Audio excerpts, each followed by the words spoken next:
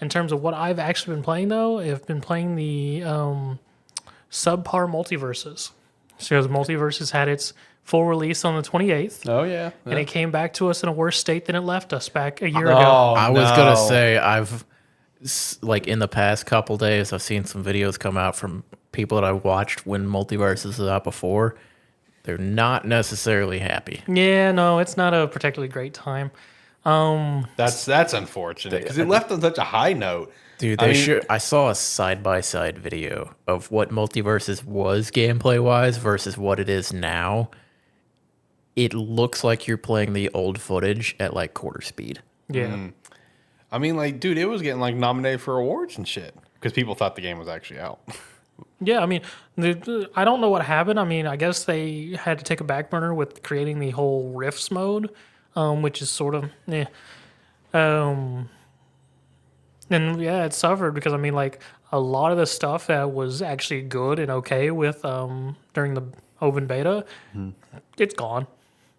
Like Aftermatch no longer shows you people's damage and KOs. Feels like a weird thing to take out. Yeah. Consistently in matches, you're going to hit at least a lag spike at least once or twice across the board in the PvP and PvE mode because there have been reports of people lagging in the tutorial. That's bad. Yeah. Oh, God. The Rift modes, it's PvP, PvE thing. I mean, you just go... Think of like the Smash Brothers story mode, but you just go through nodes, do a fight. There's objectives you can do to get towards the completion tracker for that Rift to unlock more gem experience, which you need to get higher difficulties of the Rifts. The one crappy thing, one mission that's on everything is, hey, bring someone with you to play. Nobody wants to play that. And then it all ends with it's got bonus stages where you destroy targets and stuff like that, all to get to the final fight, which is just a special boss fight with some slightly different mechanics. But I mean, it's not a big hype to it really at all. Just came out as like a deflated fart. It's unfortunate. Yeah, they added the whole PvE thing, but I mean, it's sort of lackluster. I mean, it's also adding some sort of like storyline to the whole MultiVersus thing, which is also lackluster. They changed the currency system, so it's sort of shit now. Because you could gain Battle Pass experience and in-game currency by just playing matches. You no longer gain that by playing matches. You can only gain it through dailies, weeklies, and for the currency to purchase fighters and whatnot, you can only acquire through... progression trackers, either through the character levels, events, and battle pass. And they've made all characters cost $3,000 when a lot of the recommended and easy characters were only like $150. So now they're baseline $3,000, and then new characters are $6,000. And like, because there's so limited ways to earn currency, it's sort of a pain in the ass to get currency. Yeah, because when it was out before, you just played the game and you earned the currency to buy the characters after every match. Yeah. But from what I've seen, it's like you can get the stuff from missions for the battle pass, but there's limited missions per day that you're allowed to do. Yep. So if you get them done quickly, then it's like you can play the game just to play the game for fun if you want to, but you're not progressing for anything.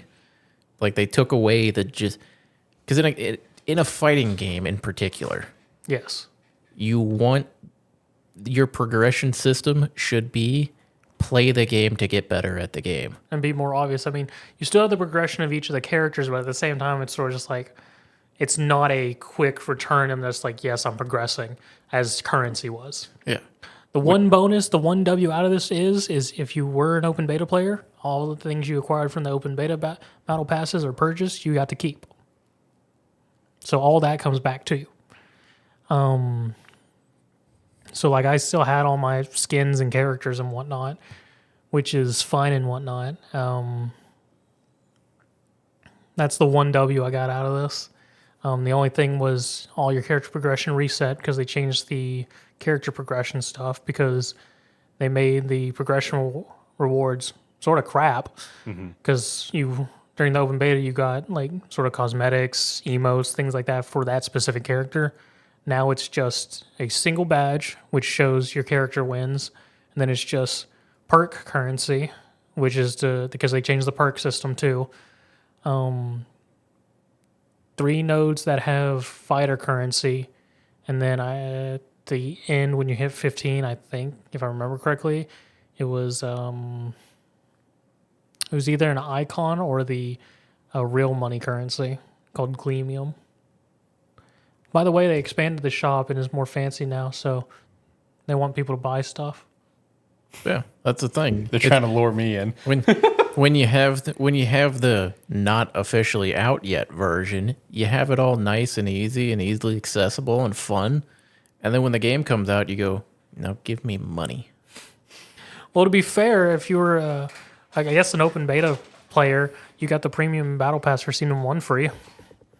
So you automatically get Jason Voorhees.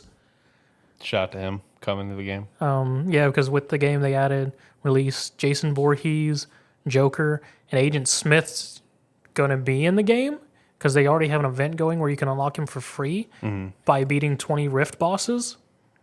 But you only get credit for the first time you beat them on a difficulty, so you got to play the other difficulties, and each time you got to go through the entire Rift each time. Ooh. So it's rough if you want to do it that way.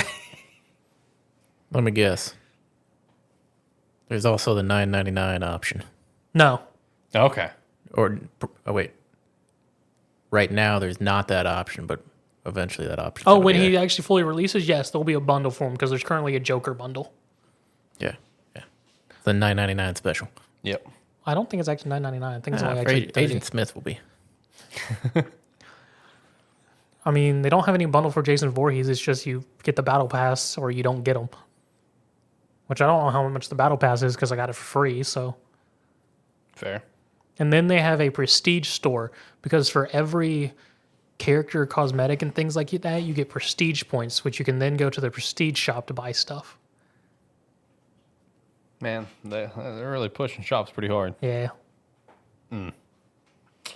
Yeah, I've seen some negative opinions online since the release of the game. Yeah, MultiVersus came back to us in a bag of crap. That's unfortunate. I mean, the actual game, if you can manage to get a game without lag spikes, still fairly fun. Yeah.